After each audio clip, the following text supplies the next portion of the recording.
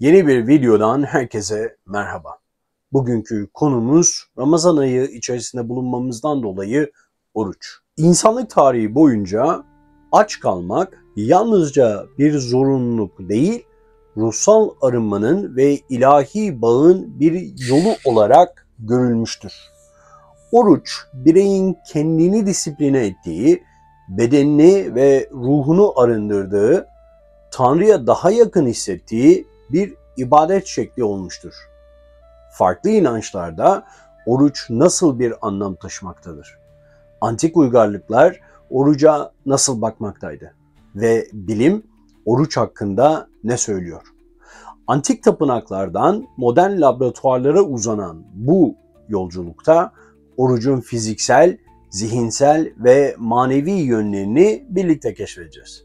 Oruç gerçekten ruhu arındıran kutsal bir ibadet mi, yoksa insan biyolojisine dair keşfedilmiş eski bir bilim mi?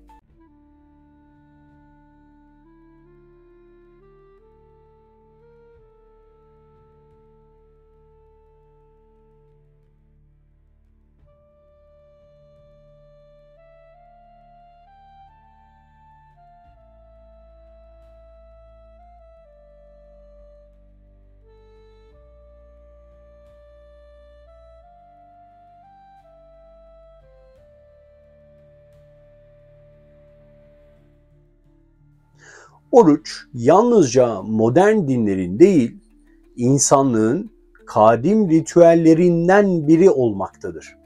İlk çağlardan itibaren ruhsal temizlik, ibadet ve zihinsel berraklık için uygulanan oruç, dünyanın farklı coğrafyalarında farklı anlamlar kazanmıştı. Ancak temellerinde insanın kendi iradesini eğitmesi ve bedenini arındırması yatmaktadır. Hinduizm'de oruç Upavasa olarak bilinmektedir ve meditasyonun önemli bir parçasıdır. Rigveda'da oruç ruhsal disiplinin bir yolu olarak tanımlanır. Hindu rahipler ve sadular yani keşişler bedeni ve zihni arındırmak için düzenli olarak oruç tutarlardı. Özellikle Ekadashi orucu adını verdikleri ayın belirli evrelerinde uygulanır ve ruhsal aydınlanma için bir araç olarak görülürdü. Rigveda'da oruçla ilgili bir bölüm şunu yazar.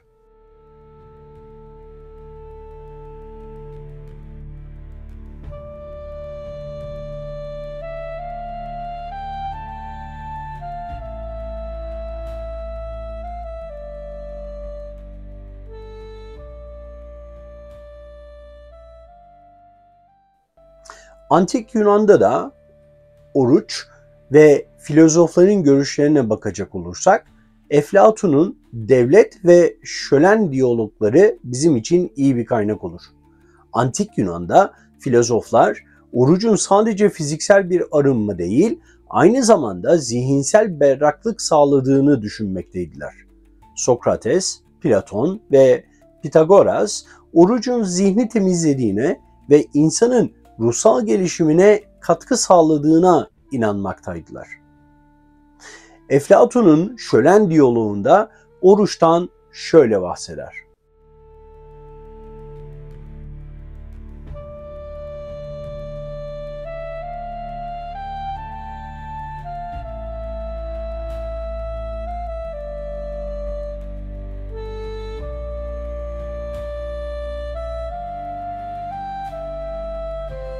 Pitagoras öğrencilerine matematik ve felsefe derslerine başlamadan önce belirli sürelerde oruç tutmalarını öneriyordu. Ona göre orucun sağladığı zihinsel açıklık evrenin matematiksel düzenini kavramak için de gerekliydi. Ayrıca Sokrates'in oruca dair de görüşleri bulunmaktaydı. Ve Sokrates şöyle der.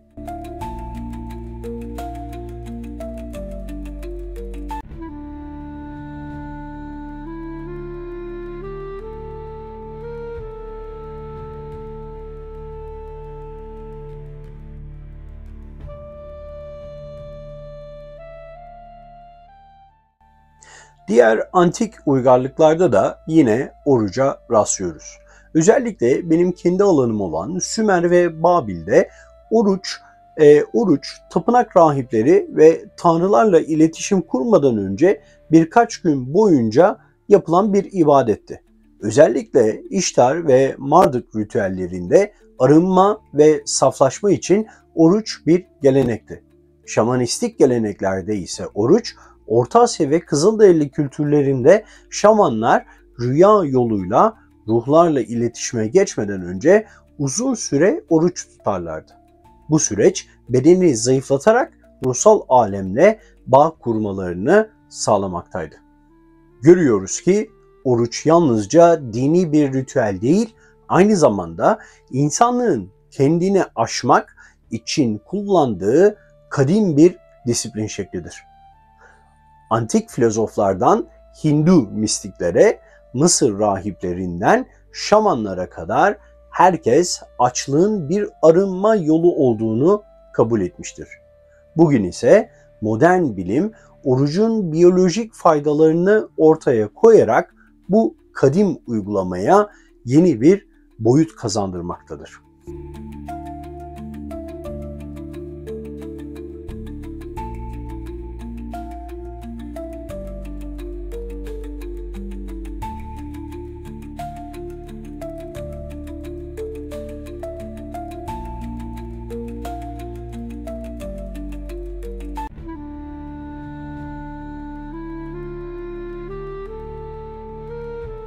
Dilerseniz şimdi de İslamiyet'te farz olarak bilinen Ramazan orucuna bir göz atalım. İslam'da en önemli oruç Ramazan ayı boyunca tutulan farz orucu olarak bilinir. Müslümanlar şafaktan gün batımına kadar hiçbir şey yiyip içmez ve kendilerini dünyevi zevklerden arındırarak ibadete yönelirler. Oruç bireyin nefsini terbiye etmesi, açlığın getirdiği empatiyi hissetmesi ve manevi olarak arınması için bir fırsattır. İslamiyet'te nafile oruçlar da vardır. Farz olan Ramazan orucu dışında gönüllü olarak tutulan nafile oruçlar da vardır. Pazartesi ve perşembe oruçları da bulunmaktadır. İslam peygamberi Hz. Muhammed'in sık sık tuttuğu ve tavsiye ettiği oruçlardır bunlar. Bir de Aşure orucu vardır. Muharrem ayının 10. günü tutulur, İslam tarihindeki önemli olaylarla ilişkilidir. Bir de Şevval orucu vardır. Ramazan sonrası tutulan 6 günlük oruçtur bu.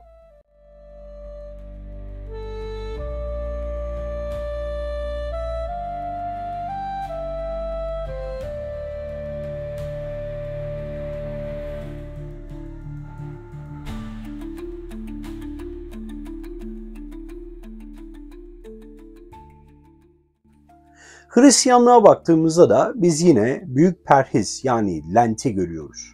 Ve Hristiyanlık peygamberi Hz. İsa'nın oruç tutması hakkında da Hristiyanlıkta önemli bir oruç dönemi vardır. Paskalya'dan önceki 40 günlük Büyük Perhiz yani Lent dönemidir. İsa'nın çölde 40 gün boyunca aç kalarak ibadet etmesi bu oruç uygulamasına ilham vermiştir. Hristiyanlığın diğer kolları olan Katoliklik ve Ortodoks geleneklerinde oruç, et ve süt ürünlerinden kaçınma, bazı günlerde tamamen aç kalma şeklinde uygulana gelmektedir. Katolik ve Ortodoks geleneklerinde oruç, çarşamba ve cuma günleri oruç tutmak bir gelenektir. Ortodoks Hristiyanlar özellikle kutsal hafta boyunca sadece su ve ekmekle oruç tutarlar.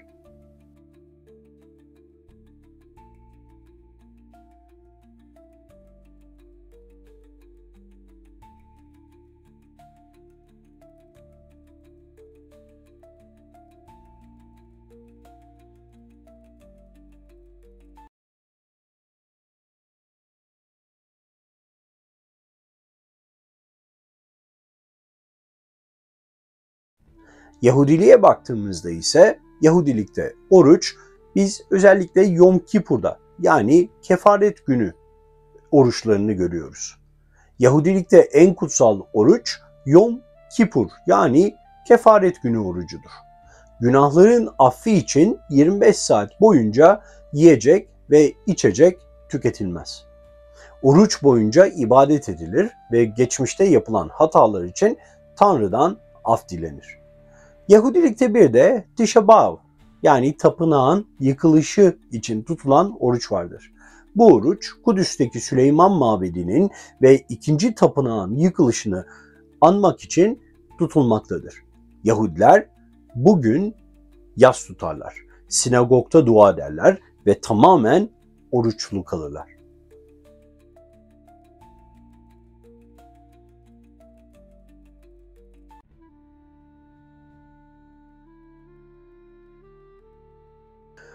Doğuya gittiğimizde biz Hinduizm'de orucu da görüyoruz. Burada Upavasa olarak bilinen bir oruç vardır ve ruhsal arınma amacıyla uygulanır. Ekadashi oruçları ayın döngüsüne göre belirlenen kutsal günlerde tutulur. Navaratri oruçları Tanrıça Durga onuruna 9 gün boyunca süren oruçlardır.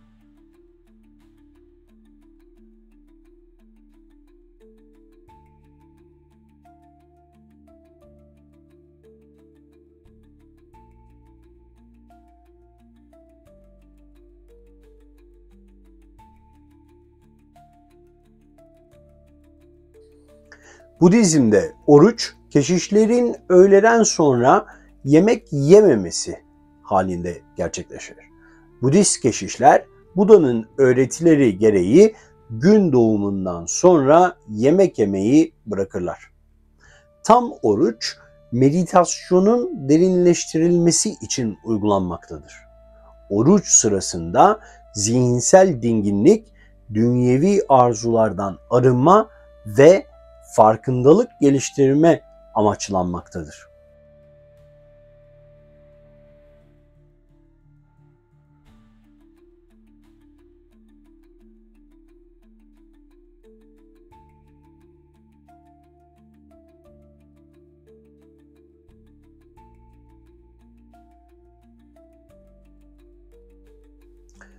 Görüyoruz ki oruç farklı dinlerde değişen biçimlerde uygulanmasına rağmen ortak noktası bireyin ruhsal ve bedensel olarak arınmasıdır. Peki modern bilim oruç hakkında bizlere ne söylemektedir?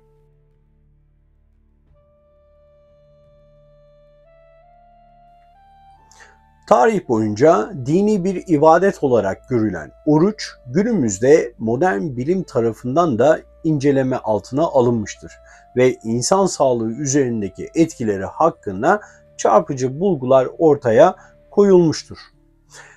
Metabolizmadan beyin fonksiyonlarına, hücresel yenilenmeden kan şekerine kadar birçok fizyolojik süreç oruç sırasında farklı bir işleyişe girer. Peki modern bilim oruç hakkında ne söylüyor? Oruç ve metabolizma hücresel yenilenme süreci olarak görüyoruz bunu. Buna da otofaji denmekte. Peki otofaji nedir? Otofaji, oto kendi, faji ise yemek anlamına gelir. Ve kelime anlamına baktığımızda etimolojik olarak kendini yemek anlamına gelir. Ve vücudun hasarlı hücreleri, toksinleri ve gereksiz proteinleri temizleme sürecidir bu. Oruç sırasında hücreler içlerindeki atıkları geri dönüştürerek kendilerini temizler ve yenilerler. 2016 yılında Japon bilim insanı Yoshinori Ohsumi, otofajinin keşfiyle Nobel Tıp Ödülünü kazanmıştır.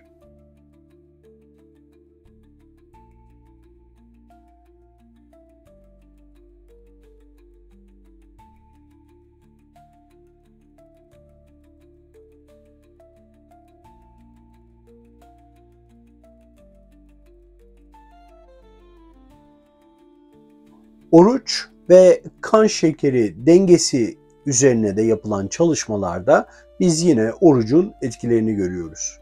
Oruç insülin duyarlılığını arttırmaktadır. oruç sırasında insülin seviyeleri düşer.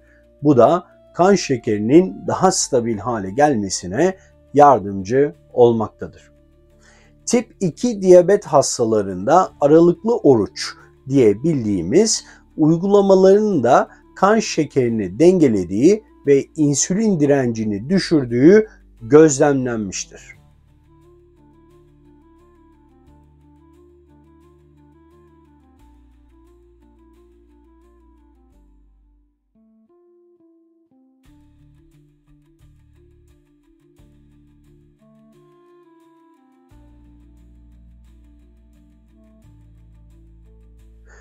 Aralıklı oruç ve faydalarına da bakacak olursak eğer, burada biz 16-8 metodunu görüyoruz. 16 saat aç kalma, 8 saat yemek yeme periyodu, 5-2 diyeti, haftanın 5 günü normal beslenme, 2 günü düşük kalorili beslenme ve 24 saatlik orucu görüyoruz. Haftada 1 ya da 2 gün boyunca tam gün aç kalma. Bu konuda da yine Illinois Üniversitesi'nin yaptığı araştırmaları kaynak olarak gösterebiliriz. Bu üniversitenin araştırmaları aralıklı oruç uygulayan bireylerde kilo kaybının hızlandığını ve hücresel yenilenmenin arttığını bizlere göstermektedir. Profesör Walter Longo'nun Fasting Mimic Diet, oruç taklit diyeti çalışmaları oruç sırasında bağışıklık sisteminin güçlendiğini ve vücutta antikanser etkiler oluşturduğunu ortaya koymuştur. Sonuç olarak baktığımızda görüldüğü gibi oruç yalnızca dini bir ritüel değil, aynı zamanda insan sağlığı üzerinde büyük etkileri olan bir biyolojik mekanizmadır. Antik çağlardan günümüze kadar sürdürülen bu uygulama hem ruhsal hem de fiziksel sağlığımızı geliştirebilir. Peki oruç sadece bir ibadet mi yoksa biyolojik bir adaptasyon mu? Bilim ve inanç burada birleşiyor mu yoksa tamamen ayrışıyor mu? Oruç yüzyıllardır dini bir ibadet olarak uygulana gelmekte.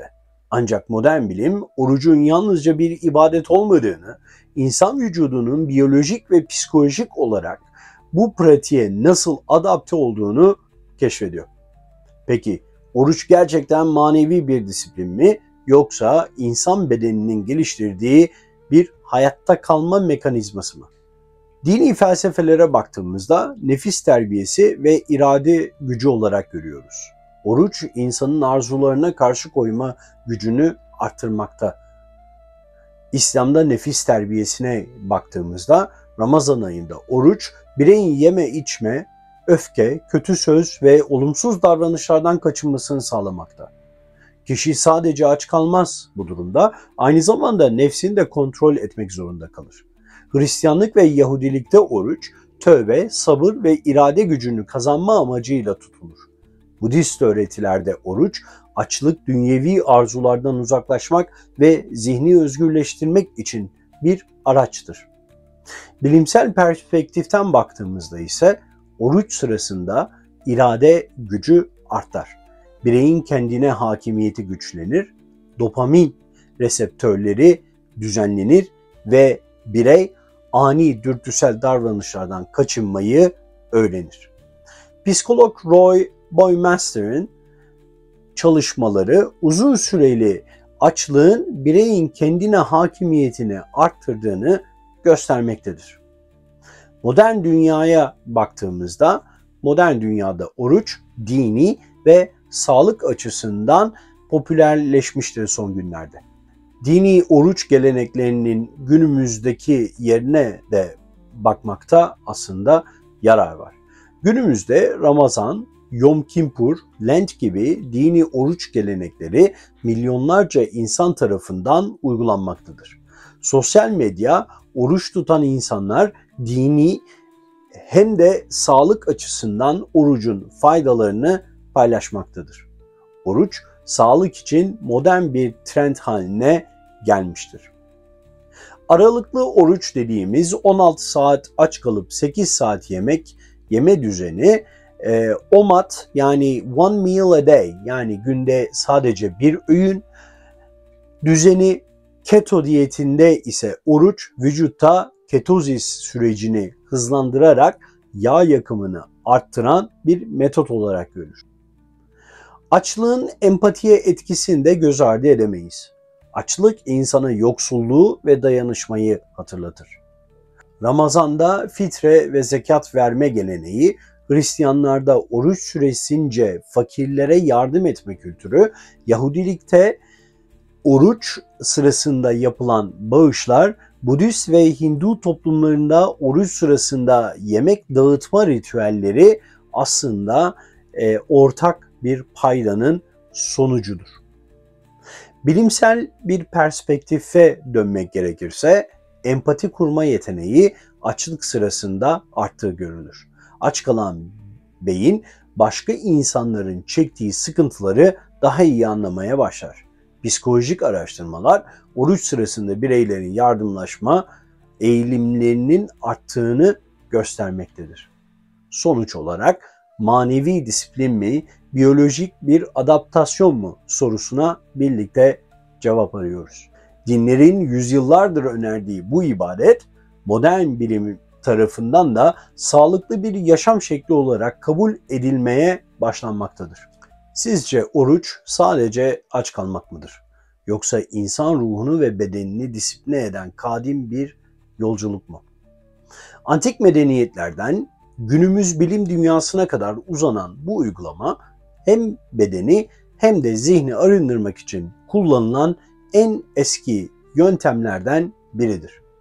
Oruç bir yandan inanç dünyasının derinliklerinde ruhsal arınmayı sağlarken diğer yandan da bilim dünyasında sağlıklı bir yaşam biçimi olarak kabul edilmeye başlanmıştır.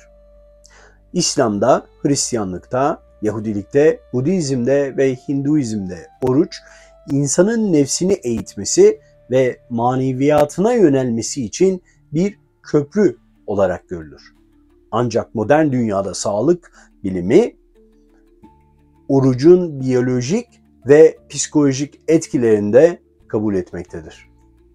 Oruç geçmişten günümüze insanlık için bir dönüşüm aracıdır. Hem bedeni hem de ruhu disipline eder.